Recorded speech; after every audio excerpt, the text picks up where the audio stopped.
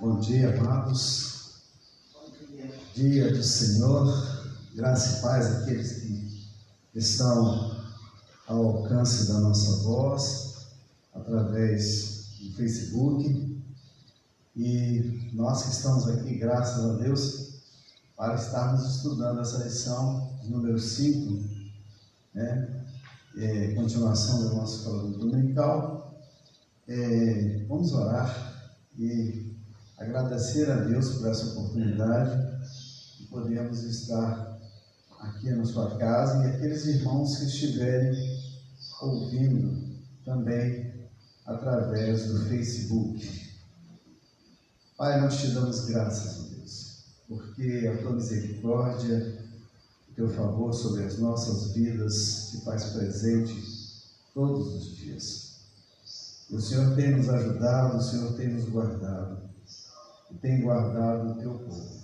Pai de amor, que esta lição de hoje, que vai falar da vida desse homem do passado, chamado Jó, na continuação, possamos, ó Deus, extrair para nossas vidas ensinamentos da tua palavra, para que possamos ter coragem no dia a dia de enfrentarmos as diversidades, crendo e sabendo que o Senhor está no controle de tudo.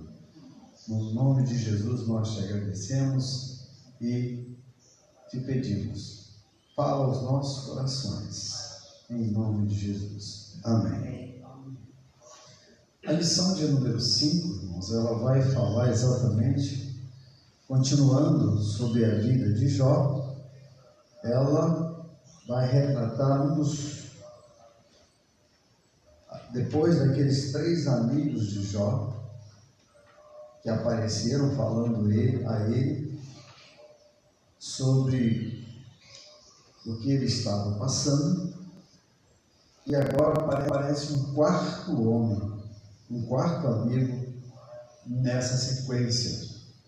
O título da lição, ela diz: Deus vê o caminho do homem e enxerga todos os seus passos. A própria palavra diz que nada está oculto aos olhos do Senhor. Então, Deus vê o nosso caminho e também enxerga os nossos passos. A lição ela começa a partir do capítulo 32 e vai até o capítulo 37 de Jó. Nós vamos ler alguns textos assim, durante essa lição, onde foi separado para que nós pudéssemos comentar. Ela está dividida em 3 tópicos. O primeiro tópico é Eliú e as questões contraditórias de Jó e seus amigos, que vai do capítulo 32 ao 34.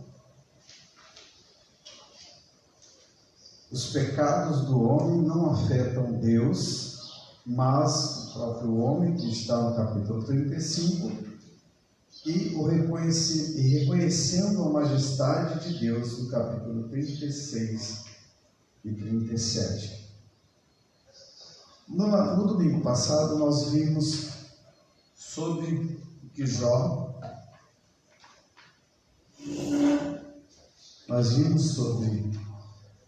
continua firme na sua retidão, em sua retidão ao Senhor. Nós vimos que durante todo aquele acontecimento de Jó, mesmo apesar dos seus amigos eles terem falado muitas coisas sobre Jó, tentando achar uma justificativa pelo que estava acontecendo na vida de Jó, alguma coisa que ele poderia ter feito, o pecado, para justificar exatamente o que estava acontecendo. Mas eles não conseguiram achar nada, porque inclusive o livro de Jó começa Deus elogiando Jó, dizendo que Jó era um homem íntegro e se desviava do mal. Mas sobreveio toda a história que nós conhecemos.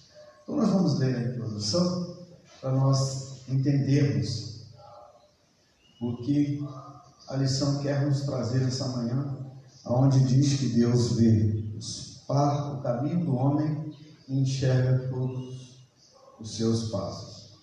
Nesses 6 capítulos se encerra o discurso dos 3 amigos de Jó, em que estavam, de certa forma, pasmos com a coragem de Jó em falar com tanta ousadia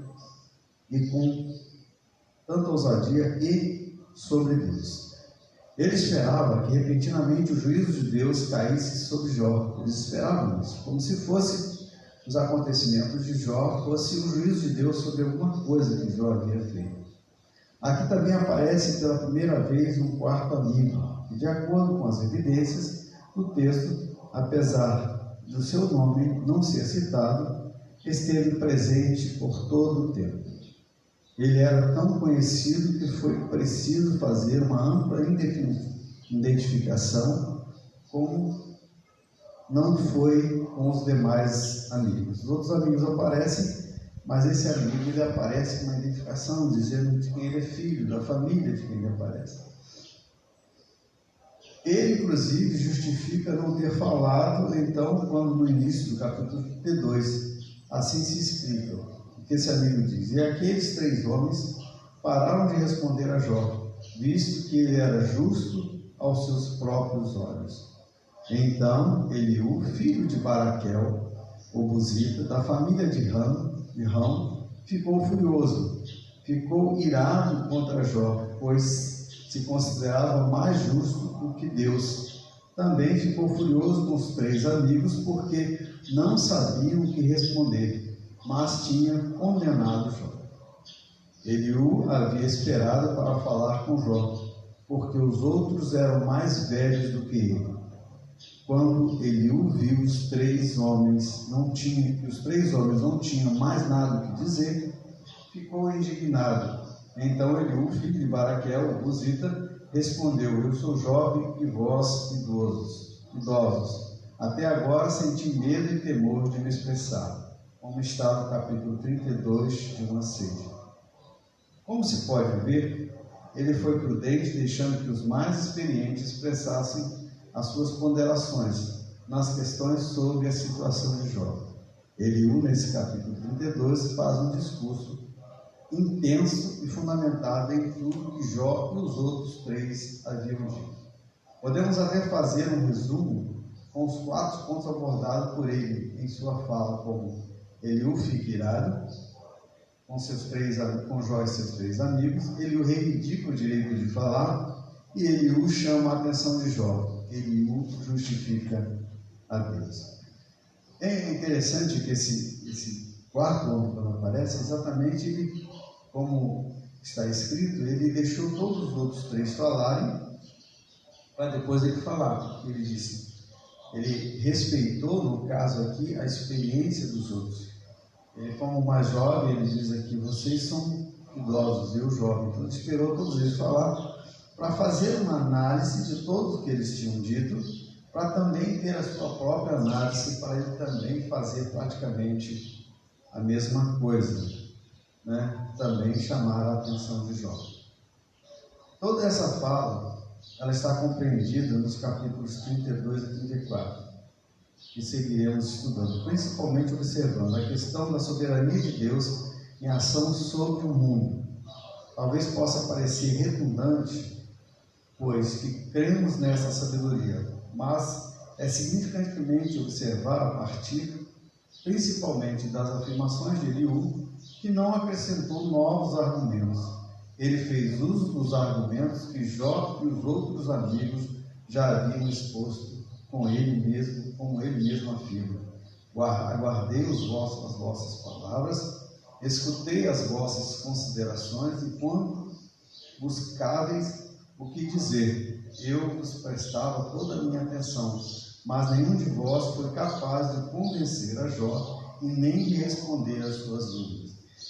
Ele, na realidade, ele fez uma análise de tudo que os amigos já haviam dito sobre ele, sobre Jó, e também sobre todas as questões que Jó havia respondido, né, e para ele poder fazer as suas considerações. É interessante que nós vemos durante todo o discurso desses 4 amigos, tentando também justificar o que Deus havia fazendo com Jó. Só que, na realidade não era Deus que estava fazendo.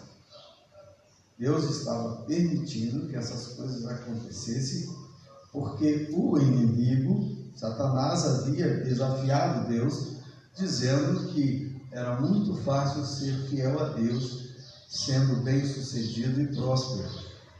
Quando Deus falou sobre Jó, respondeu a Jó dizendo que tu os abençoas de todos os lados, ele tem tudo.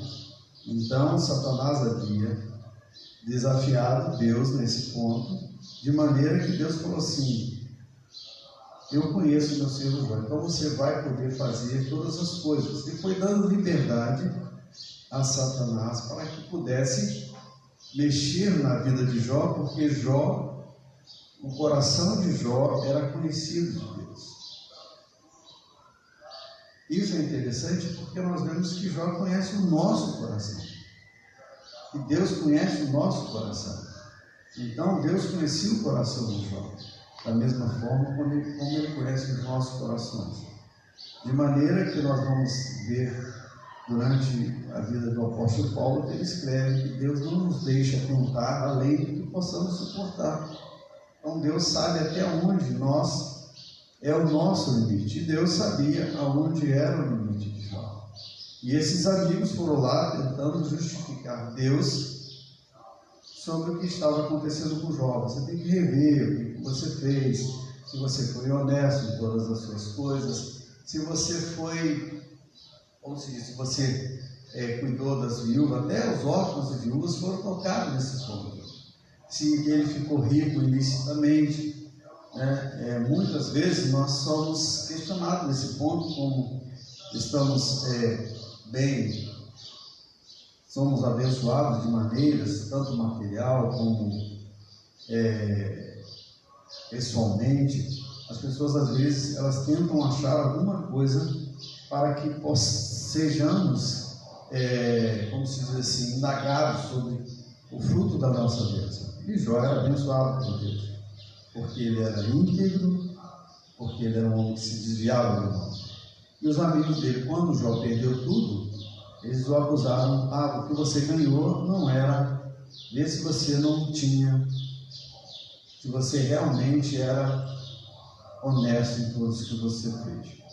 É interessante que nós vemos no passado desses amigos, como acontece às vezes conosco, quando alguma coisa nos acontece, alguma coisa das quais nós não estamos esperando, a primeira coisa a fazer é nós perguntarmos o que fizemos de errado. Jó pode ter se indagado, que ele perguntou ao Senhor o que ele havia feito, qual pecado ele havia cometido. Isso acontece conosco também. Tudo vai bem, daqui a pouco uma coisa desanda, uma coisa dá errada, e nós questionamos ao Senhor por que isso não veio sobre nós. Mas Jó não estava sozinho também nessa pergunta. E às vezes também nós não estamos sozinhos também nessa pergunta. Quando algumas pessoas que convivem conosco fazem a mesma afirmação: o que você fez de errado para que isso aconteça? Em que você errou para que te viesse uma situação difícil, uma situação da qual não fazia parte dos seus planos? E Jó, ele fez essa pergunta a ele mesmo e também aos seus amigos. E esse quarto amigo também vem com a mesma intenção de perguntar sobre Jó. Nesse ponto agora que vamos ver Eliú e as questões contraditórias de Jó e seus amigos. Ele fez toda essa análise sobre o que Jó havia falado e sobre o que os amigos haviam contendido com Jó, levantando esses questionamentos. Irmão, ele foi um bom ouvinte, né? Porque os outros falaram muito e ele ficou só analisando aqui, pontuando para depois dar a opinião dele. Foi muito ético, porque era mais novo. Naquela época havia essa condição, né, que os velhos falavam. Respeito, isso mesmo, é a palavra que me faltou. O respeito pela sabedoria dos mais velhos, pela experiência dos mais velhos e a capacidade de ouvir antes de falar. A Bíblia nos afirma que o sábio não fala antes de ter ouvido, né? Não responde antes de ouvir. Então, creio que hoje a gente aprendeu isso: a ética, a sabedoria e a paciência. E o que nós vamos ver nessa lição é exatamente isso, essa qualidade dele. Ele ficou ouvindo, respeitou os mais velhos, e ele ficou fazendo toda essa análise para depois ele poder falar. Ele viu todos os questionamentos, todos os debates entre eles. Uma coisa que nós não temos como dizer quanto tempo durou esse debate, se foram dias, se foi um dia só, qual o período de todo esse debate. Mas sabemos que durante todas essas questões ele estava presente. Se durasse uma semana, todos os dias ele ia junto, e não se dava oportunidade de ele falar. Então ele esperou que todos eles fizessem os seus questionamentos, os seus, como se diz aqui, as suas contradições, para poder fazer uma análise e depois ele usar a palavra, como ele disse: eu esperei todos vocês falarem.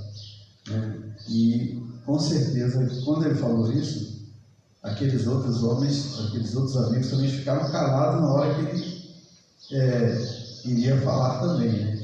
Hoje nós vemos que às vezes é tão difícil você conversar com uma pessoa. Quando você vai questionar alguma coisa, ela começa, antes de ouvir as suas questões, ela começa a retrucar. Nós temos esse defeito. Muitas vezes a pessoa vem falar conosco sobre a gente sempre quer nos justificar antes de ouvir o que a pessoa está falando. E muitas vezes nós fazemos isso sem ouvir realmente o que está acontecendo. O que nós vemos nessas questões todas é que tanto Jó quanto os amigos, quando um falava, os outros ficavam ouvindo. Eles não atropelavam e nem o outro retrucava sem ser no tempo de ser dada a palavra. E o que acontece muitas vezes hoje é que você vai falar com uma pessoa, antes de ela te ouvir, ela já começa a retrucar. Então, no momento que fala alguma coisa que ela não concorda, ela se levanta para rebater, dizendo: nada, eu acho que não é assim. Ela rebate logo. Ou rebate ou vai embora. Ou vai embora. Vai embora. Enquanto que a Bíblia diz, nós vemos no relacionamento da Escritura, que é melhor seja longânime em ouvir, pronto ouvir, tardio em falar. Quer dizer, você tem que esperar, porque se você ouvir alguma coisa contra você, você tem que ouvir todo aquilo ali para ver em que você está errado, ou se você não está errado, se você não concorda com aquilo, você tem o seu ponto de vista e tem a oportunidade de colocá-lo. Mas muitas vezes eu digo nós, porque nós também fazemos isso, quando uma pessoa vem falar alguma coisa: você fez isso e isso. A gente nem deixa a pessoa terminar de falar e nós já estamos retrucando, E às vezes nós ouvimos: você fez isso, deixou a pessoa de falar, e nós levamos tempo para retrucar, nós usamos sabedoria, porque nós podemos ouvir tudo, fazer análise e fazer a nossa autodefesa. E é o mais correto do que se defender antes da pessoa terminar de falar. E isso é uma questão que todos nós enfrentamos. E esse rapaz ele fez, ele ouviu tudo, quando deram a oportunidade ele falou. Então, como vai aqui, um ensinamento sobre a sabedoria, como está aqui. A sabedoria ela depende da idade cronológica, mas do temor do Senhor. Como está em Salmo, diz que o temor do Senhor é o princípio da sabedoria. Como já avaliamos acima, Eliú, um novo personagem desta narrativa, da história, da vida de Jó, ele tem um único nome em hebraico do grupo. Eliú, que significa Ele é o meu Deus. Ele tenta em seus discursos ser uma espécie de árbitro entre as opiniões de Jó e de seus amigos, que já eram contraditórias, busca com o argumento de que o sofrimento, como aviso, é um dos meios de aperfeiçoamento moral. Ele reconhece tanto na fala de Jó como na dos seus amigos a questão da soberania de Deus é indiscutível. No entanto, ele discorda com o tema, discutindo no grupo de amigos. Chega mesmo a ser considerado por alguns estudiosos como intolerante e arrogante, considerando a sua posição de ficar calado durante a maior parte do tempo e deixar evidentemente que a sabedoria não é fruto necessariamente da idade, pois enquanto se calara, esperando ouvir uma boa palavra dos anciões, nenhuma boa coisa foi ouvida, razão da sua indignação. Ele era fruto de uma cultura de que a sabedoria estava nos anciões. Eu sou jovem e vós idosos.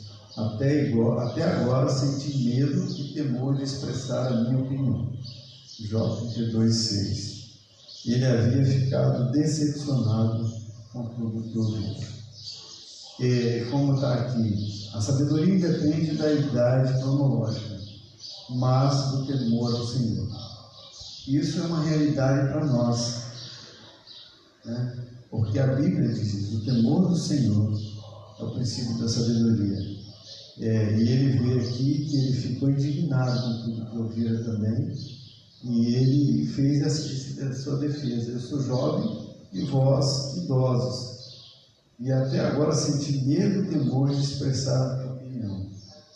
Às vezes, existe muito também nessa cultura de hoje. Essa cultura era forte no passado, e até hoje ela é também, né? Bem que hoje em dia existe muito uma quebra nesse ponto, que nós vemos hoje que os jovens não querem mais ouvir os idosos, né? Nós vemos hoje que os jovens se julgam tão sábios, e eles não querem ouvir mais os idosos. Eliú, ele ouviu os idosos para poder fazer o seu questionamento. Ele ouviu tudo e ele fez a sua análise. Hoje em dia... Se bem que hoje, geralmente a gente procura os jovens, o meu neto, né, que já tem mais de 10 anos, tem outros netos também, né, filho do finado André, que tem quase, agora completou 20 anos.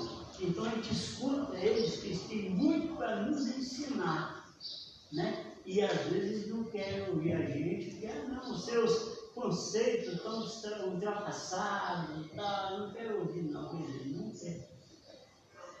A gente vê hoje que muitos jovens, somente a gente vê jovens hoje nos níveis universitários, né? Eles estão no mundo de conhecimento humano. A palavra de Deus diz que a sabedoria é o temor do Senhor. O princípio da sabedoria é o temor ao Senhor. E às vezes esses jovens, eles apenas têm conhecimento. Eles aprendem conhecimento, mas não têm sabedoria. Se eles tivessem o temor do Senhor, eles poderiam ter o conhecimento e também adquirir sabedoria. Não tem as experiências que nós temos, né? Que nós já passamos por muitas.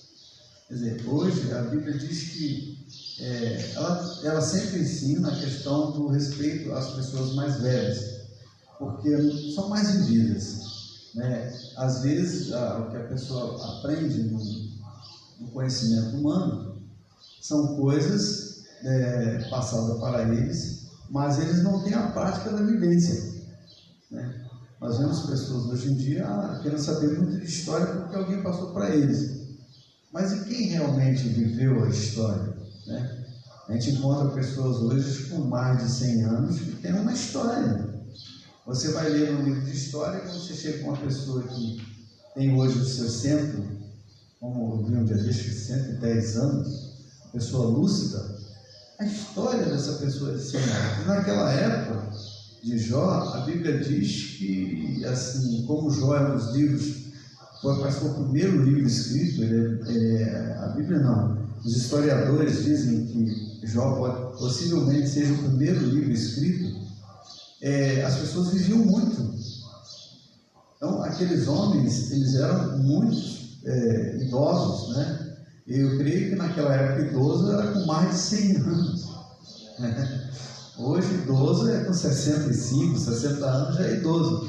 Mas naquela época de Jó, o idoso, ele era considerado idoso porque ele tinha mais de 100 anos, né? As pessoas viviam muito. Então, ele ouviu tudo aquilo, mas ele, como o nome dele diz, Eliú, ele era conhecido como o quê? Eliú, ele é o meu Deus. Então, pelo próprio nome dele hebraico, ele era um jovem temente a Deus. Então, foi pelo fato dele ter o temor do Senhor, ele agiu nesse ponto com sabedoria. E às vezes os outros, os idosos, podem ter tido a questão do conhecimento e da vivência, ter agido com imprudência. E ele não, ele esperou todo o seu tempo. E hoje em dia a gente vê jovens hoje em dia que não querem ouvir os idosos. Eles deveriam ouvir os idosos e praticar a sabedoria para poder fazer os seus questionamentos. Mas, infelizmente, hoje em dia, o fato de estarem estudando, eu vi um dia desse, fulano de tal tem 2, 3 graduações, às vezes fala 2, 3 idiomas. Aí fala, tudo bem, mas ele não tem a vivência nem a experiência de uma pessoa de 70, 80 anos que já viveu. Ele pode ter todo esse conhecimento, mas não tem a vivência, ele só tem apenas o conhecimento. E Eliú não, Eliú ele tinha o temor de Deus, apesar de ser jovem, ele tinha o temor de Deus, e por isso ele foi considerado sábio nessa posição de ter ouvido todos eles falar para fazer o seu questionamento. Há de se fazer um destaque nessa parte introdutória da fala de Eliú. Enquanto procurava mostrar que a sabedoria não reside nos anos de vida, mas na soberania de Deus e do entendimento que dá a todos que o buscam, quando ele afirma: todavia o homem tem um espírito, e o sopro do Todo-Poderoso lhe dá entendimento, como está no versículo 32, 8, no capítulo 32, versículo 8. Com certeza, esta é uma assertativa no discurso de Eliú, pois toda soberania, toda sabedoria provém do Senhor, como afirma em Provérbios 9:10. O temor do Senhor é o princípio da sabedoria e o conhecimento do santo é o seu entendimento. E no Salmo 119:100 diz: sou mais instruído do que os anciões, pois tenho aguardado os teus preceitos. Portanto, a sabedoria independe da idade cronológica, mas do temor do Senhor. O apóstolo Paulo, já avançado de dias, aconselha o jovem Timóteo: ninguém te menospreze por ser jovem, mas procura ser exemplo para os fiéis, na palavra, no comportamento, no amor, na fé e na pureza. 1 Timóteo 4:12. A diferença exatamente está nesse ponto. A sabedoria, ela independe da idade cronológica. Quantas vezes nós já vimos jovens que são tementes a Deus, você vê a sabedoria no lidar deles. E quantas vezes nós vemos, às vezes, idosos que não têm a sabedoria que deveria ter devido à sua vivência, porque exatamente faltou essa questão do temor do Senhor. Quando o apóstolo Paulo aconselha Timóteo era um jovem pastor. Imagine um jovem pastor chegar numa igreja onde a maioria é mais velha do que ele. Ou às vezes chegar um jovem para ser professor de escola dominical ou de pessoas da terceira idade. Se ele não tiver sabedoria e conhecimento do Senhor, ele vai se perder. Porque na hora que os idosos começarem a fazer os seus questionamentos, ele terá que ter toda a sabedoria e o temor do Senhor para saber responder. Então, quando a autor da lição fala sobre isso, e cita exatamente o apóstolo Paulo recomendou a Timóteo: ninguém te menospreze, ninguém, como disse, ninguém te desvalorize por você ser jovem, mas você tem que ser o quê? Exemplo para os fiéis. Mas como exemplo? Na palavra, você tem que ser conhecedor da palavra. No amor, o seu comportamento ele tem que ser um comportamento de alguém que tem conhecimento da palavra e a pratica. No amor, você tem que demonstrar amor. Na fé e principalmente o quê? Na pureza. Esse último item hoje, nos dias de hoje, é um tempo meio controverso, né? Quando o apóstolo Paulo fala sobre isso, a gente diz, mas na época de Timóteo era mais difícil, porque Timóteo não tinha celular, não tinha televisão, não tinha internet, ele não tinha o que hoje é oferecido ao jovem, para o jovem ter pureza. Quem disse que era diferente? Cada época tem os seus desafios, e naquela época também tinha desafios. E hoje é difícil encontrarmos jovens com o conhecimento de Timóteo, com esse exemplo. É difícil, mas não é porque o jovem não queira, porque se ele quiser ser exemplo nesses requisitos, ele será. Mas tem internet, tem o mundo sempre foi o mesmo.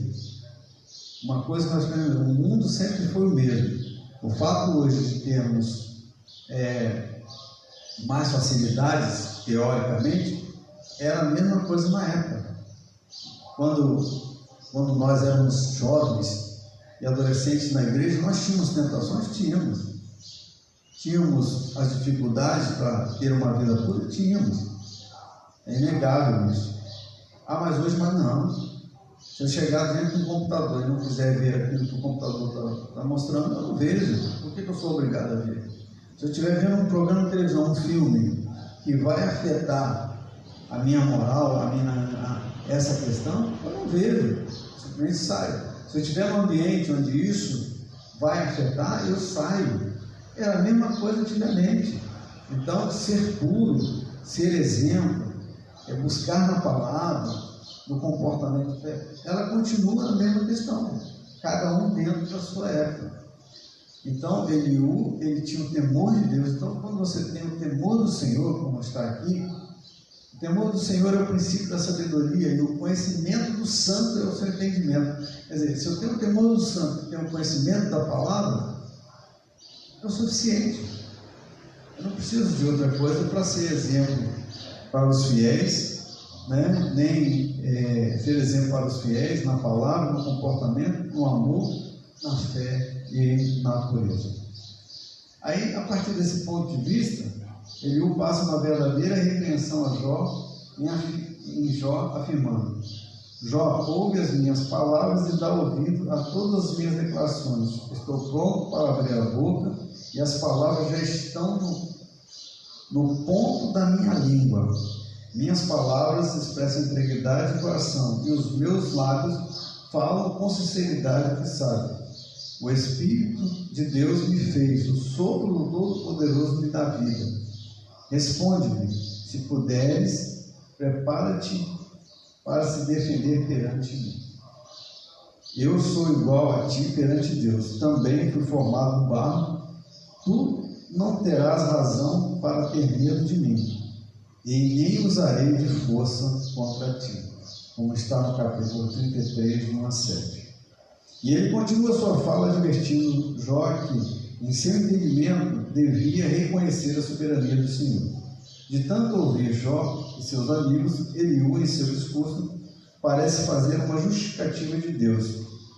Por isso, vós, homens de entendimento, ouvi-me, longe de Deus esteja a praticar a maldade, e do Todo-Poderoso o fazer o mal, pois ele retribui ao homem conforme suas obras, e faz a cada um segundo os seus atos.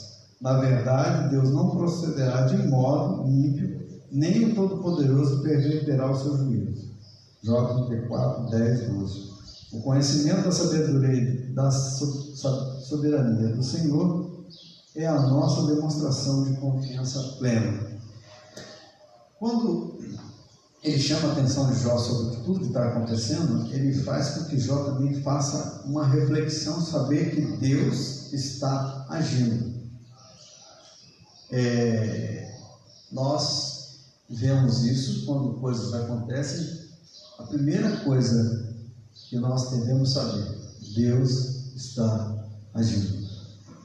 E Deus não age só na bonança, Ele age também na tempestade, porque é na tempestade onde o agir de Deus é mais presente em nossas vidas.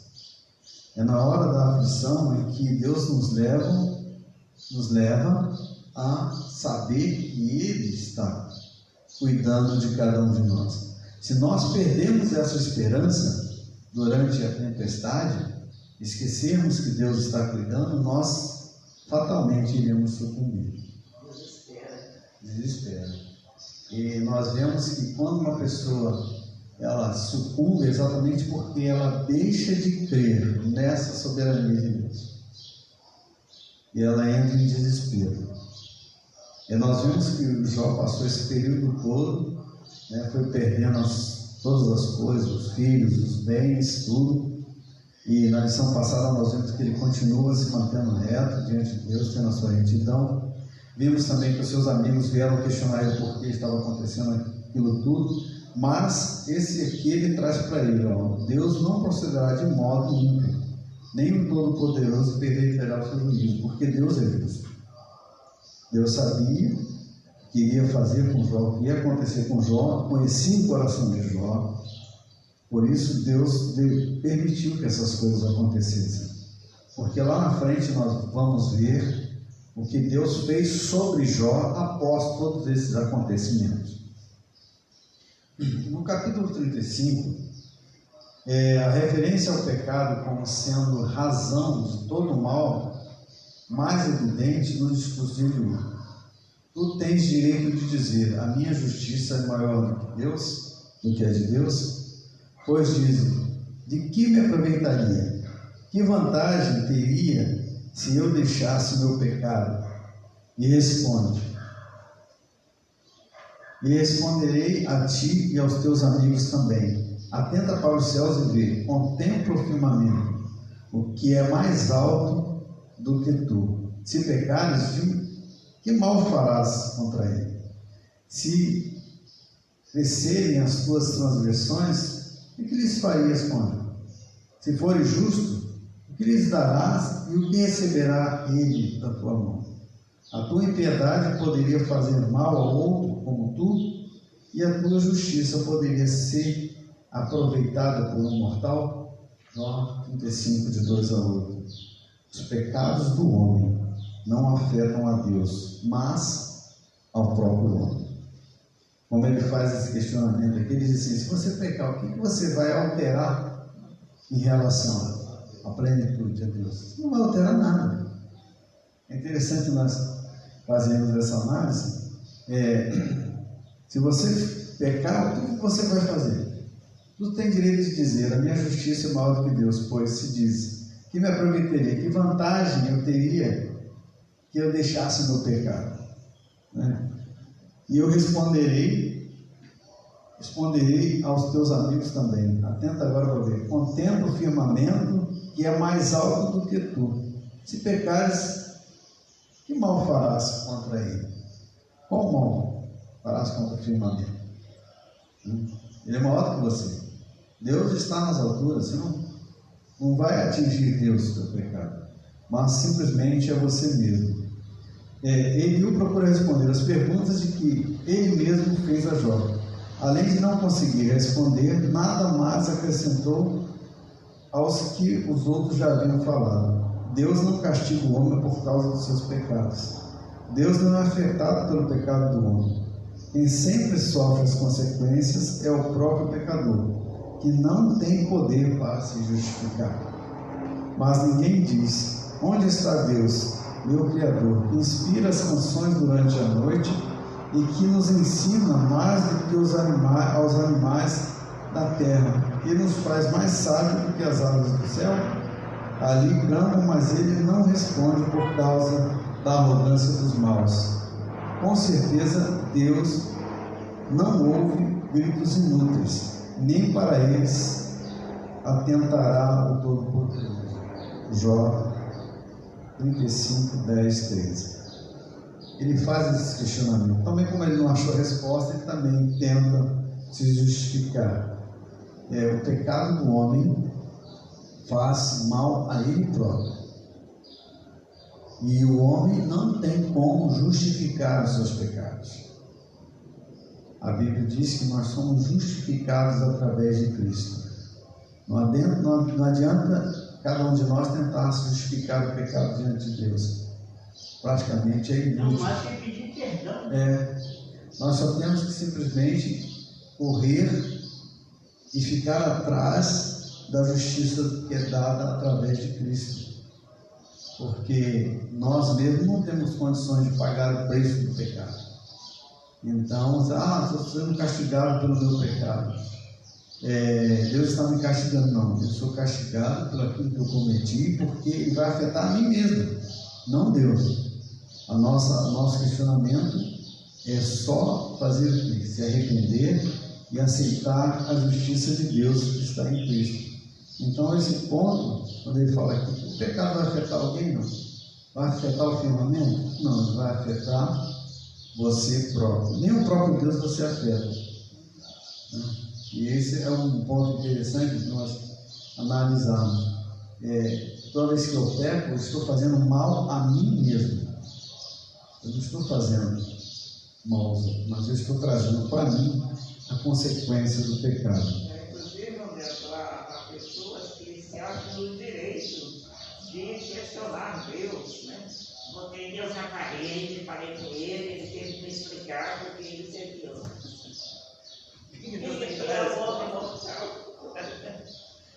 Vai pegar Deus, siga Deus na hora de raiva, acontecer outra coisa, que Deus está fazendo mal a isso, não existe, né?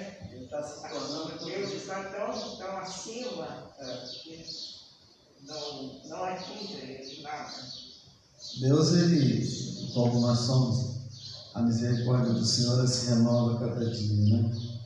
E são a causa de não ser consumir, porque se ele fosse recompensar, já acaba com você agora, camarada. O salário do pecado sendo a morte, e como João disse, aquele que diz que não tem pecado é mentiroso, né? Engana-se a si mesmo. Então nós temos que agradecer a Deus pela sua misericórdia e a sua justiça, né? Sermos justificados através de Cristo, que é Ele quem nos justifica. Se Deus somente atendesse às orações dos que confessam os seus pecados, todos os homens perdidos estariam perdidos, pois o homem, por mais que deseje andar em retidão, sempre comete pecado. Mas Deus é perdoador e não leva em conta a fragilidade do homem. Assim tenhamos plena e firme confiança nele. Se Deus, como diz aqui, como ele falou aqui, se Deus somente atendesse às orações dos que confessam seus pecados, todos os homens estariam perdidos. Porque como a gente vai confessar o pecado se antes começar a clamar ao Senhor?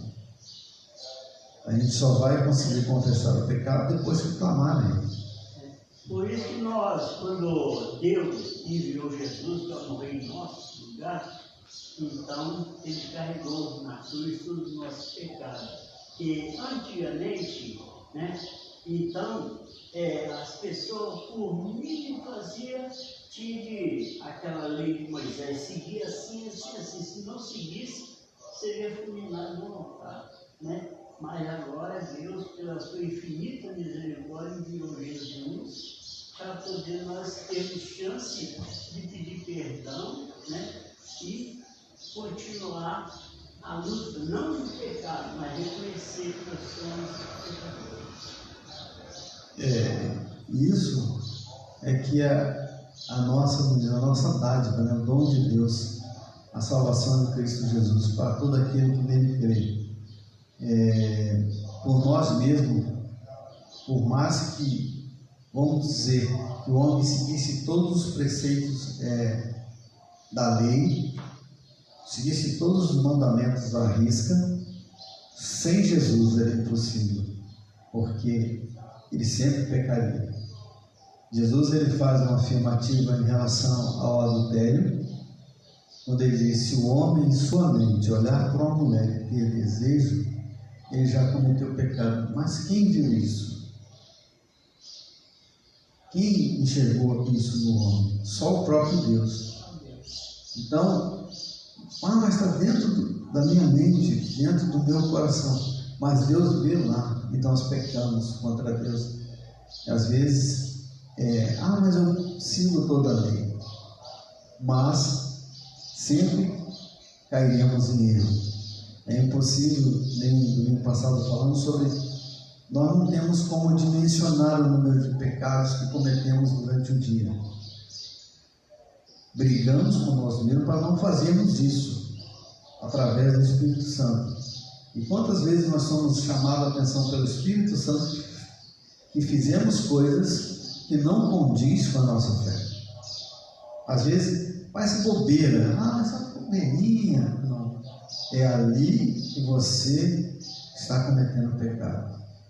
Às vezes, eu falei uma pessoa, às vezes você recebe um troco errado, se te defraudou, você vai cobrar da pessoa que te deu, mas se te deu vantagem, a sua tendência é ir embora.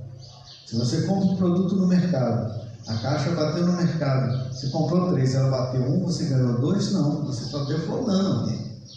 E se o Espírito Santo, com certeza, ele vai te questionar sobre o seu comportamento. Mas ninguém viu, mas Deus vê. Mas é o Espírito que nos convence. E aí é que está a grande percepção. É o Espírito de Deus que faz isso. Que convence. Você comprou, você pagou um só. Você tem que voltar e pagar os 3. Você emprestou dinheiro, por que você está cobrando juro abusivo? Por que você não cobra o que é justo? Você está vendendo um negócio, por que você não vende dentro da justiça de Deus? Mas é o Espírito de Deus que vai fazer isso conosco.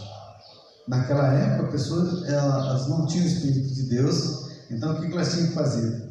Todo ano elas tinham que ir, sacrificar. Quem tinha dinheiro sacrificava até um boi. Quem era pobre matava uma pombinha. Uma rolinha, né? Assim, como o pecado, quer dizer, o rico chega lá, eu tenho meu pecado, eu vou matar um boi que vai caber todos os pecados dentro dele. Aí o cara que era pobre, vamos olhar assim, ele só tinha dinheiro com uma rolinha. O pecamento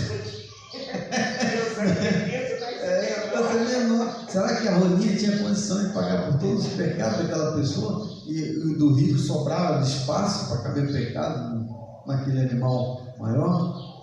Então, mas Jesus, ele veio exatamente por isso, porque por mais que a gente tente se justificar diante de Deus, que é uma tendência nossa, por isso que muitas vezes nós damos questionamento: o que eu fiz para merecer tal coisa? Mas não somos justificados, porque só Jesus pode nos justificar diante de Deus. Mas isso acontece, no dia a dia nosso, realmente, a respeito de pessoas, mesmo evangélicas, querendo passar a perna nos outros, isso acontece. Mas quando a pessoa tem uma Espírito de Deus, ele realmente cobra, né? Cobra, porque há poucos dias mesmo aconteceu, a irmã Lúcia me pediu poder ir lá no posto de saúde para poder consertar um aparelho de medir a glicose, né? Aquele aparelho. Aí cheguei lá, a moça me perguntou: esse aparelho ela ganhou aqui? Eu falei: olha, eu não sei responder essa questão, vou perguntar para ela. Aí quando perguntei para ela, ela falou: não, velho, esse aparelho eu ganhei de fulano tal, eu comprei esse aparelho.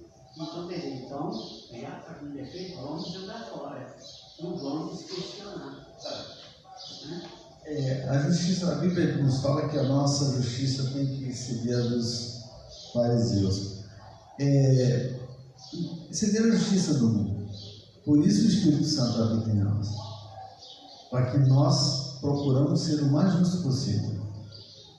Eu lembro de certa vez eu estar ter comprado num armazém onde eu morava em Rio Grande, em que o título do nome do armazém era Hei de Vencer.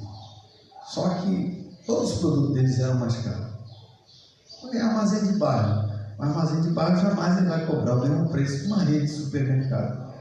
Porque muitas vezes ele compra no supermercado para revender ali no bairro. Porque ele é um armazém de bairro, ele não tem fornecedor grande, é um microempresário, então ele tem, e outras vezes ele bota ali o preço dele, a pessoa compra se quiser. E eu comprei lá e eles botavam uma pilha dele de rede e roubar. O pessoal que morava perto. Tudo nele é caro, mas chegar de domingo era o único que tinha aberto, você tinha que pagar. Aí eu fui comprar, comprei, aí comecei a andar para casa, olhei e vi que o troco estava errado. Aí vem aquela vozinha, ele é um pilantra, cobra cara, por que você vai voltar e devolver? Mas aí vem o Espírito de Deus e diz assim, não é seu. E da saída do armazém até chegar em casa, aquilo me questionou. Você vai continuar com aquilo que não é seu? Eu tive que voltar lá no armazém, entregar o dinheiro para a pessoa e perguntar se ela tinha me dado o troco certo. Não para dizer, eu fiz isso depois. Não, mas porque eu não ia ter sossego com o Espírito de Deus. E tem hora que o Espírito de Deus ele nos incomoda tanto, se a gente não quiser ouvir a voz dele, ele vai simplesmente gemer. Aí compete a nós querer ficarmos ouvindo o gemido do Espírito de Deus, porque a Bíblia diz que ele geme com gemidos inexprimíveis, exatamente que nos alertando que nós devemos fazer a coisa certa. Então, nós hoje temos isso. Naquela época as pessoas elas nem sabiam falar dos pecados, elas sabiam que tinham cometido, então elas iam fazer o sacrifício. De sangue, a vinda de Jesus substituiu todos aqueles sacrifícios cerimoniais e ele se tornou o cordeiro que foi imolado pelos nossos pecados. Então, a graça de Deus, eu gosto muito do hino Maravilhosa Graça, e diz graça maior do que o pecado de Deus. E eu estava ouvindo um dia desse uma canção que fala nenhuma condenação há para aqueles que estão em Cristo Jesus. E a letra dessa música é interessante que muitas vezes os nossos pensamentos e às vezes as pessoas querem trazer à mente coisas que nós não acreditamos na nossa fé. Então o inimigo ele faz isso. Já é a ação do acusador. Como ele foi autorizado para acusar Jó, ele acusou Jó. Ele ainda exerce isso sobre os filhos de Deus. Mas aí nós temos que lembrar que a graça de Deus é maior do que o nosso pecado. E nós vemos aqui que Jó tentava se justificar de todas as maneiras. Ele também tinha os mesmos questionamentos, mas ele conhecia a si próprio e Deus o conhecia. Mas hoje, qual é a nossa justificativa? Jesus, a graça. Eu não me lembro qual o versículo, mas aqui em João Deus, tem um local, não sei, eu creio que foi ele que disse, porque não há homem que não peque. Porque todo homem nascido de mulher é pecador. Então, por mais justo que considere. E o salmista ele diz que em pecado me concebeu a minha mãe. Está lá no Salmo 51. Então, nós já nascemos do pecado. E sem Jesus é impossível. Então, a nossa conduta deve ser correta diante de Deus e dos homens para o nosso bem, não por Deus. Não. Porque nada vai te dizer. Nada vai te dizer. O versículo chave é porque todos pecaram. Então não tem como fugir dessa sentença, né? Pecado, todos pecaram, exceto Jesus, que para ele ser imolado ele não pecou. Então, mas ele levou sobre si o pecado de muitos. Reconhecendo a majestade de Deus, que é o capítulo 36 e 37, para encerrar a lição de hoje. Neste quarto e último discurso, Eliú não se preocupou com o sofrimento de Jó. Agora ele está refletindo sobre o poder do Senhor sua majestade, sua justiça e seu amor para com todos. Ele exalta o Senhor ao afirmar: Deus é muito poderoso, mas não despreza ninguém. Ele é poderoso e firme em seu propósito. Jó 36:5. Esta afirmação que Eliú faz nos versículo 5 do capítulo 36 é uma declaração de reconhecimento da soberania do Senhor sobre todos e sobre tudo. Na continuidade do discurso, Eliú abandona a crítica severa que vinha fazendo a Jó e seus outros 3 amigos e conduz a toda a sua fala na direção do reconhecimento de que todo o tempo o Senhor visa o bem do homem e que em sua majestade é incontestável, declarando que todos os homens contemplam as obras do Senhor e ficam admirados da sua criação. Quando ele faz essa afirmação, Deus é muito poderoso, mas não despreza ninguém. Ele é poderoso e firme em seu propósito. Nós vemos que Deus, ele, como o autor diz, Deus se preocupa com o homem. Quando a Bíblia diz, quando Jesus afirma, porque Deus amou o mundo de tal maneira que mandou seu único Filho, né, para que todo aquele que nele crê não pereça, mas tenha a vida eterna, é exatamente o plano perfeito de Deus. Se Deus não se importasse com o homem, simplesmente ele continuaria deixando o homem tentar, através de si mesmo, se justificar, né, como nós vemos durante esse tempo, nessa lição, procurando justificativa pelo seu sofrimento, para se consertar diante de Deus, que é uma tarefa impossível, né, ao homem se justificar diante de Deus, e deixar de honrar. Depois ele vai sofrendo até ele se arrepender. Mas ele se preocupou com o homem e mandou Jesus Cristo, porque ele sempre visa o bem do homem, e em sua majestade ele é contestável, declarando que todos os homens contemplam o que o Senhor, contemplam as obras do Senhor e ficam admirados diante da sua criação. Todas as coisas criadas por Deus, tudo perfeito.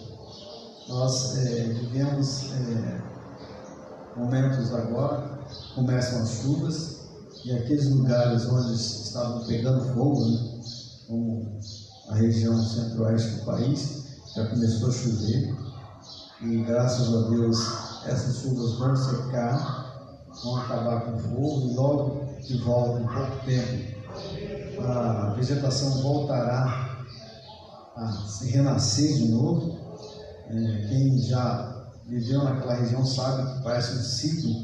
Cada dia, cada ano que passa, o ciclo é mais severo, mas Deus ainda continua no controle de todas as coisas.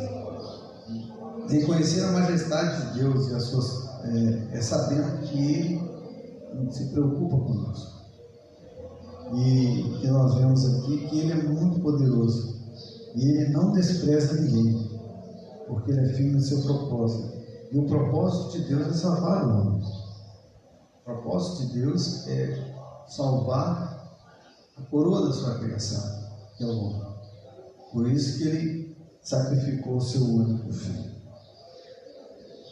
Para nós concluirmos, aprendemos com Jó e seus amigos em que, em todo o tempo, em toda circunstância, o Senhor busca o nosso bem, e a sua justiça nos acompanha, e devemos segui-lo e servir com alegria.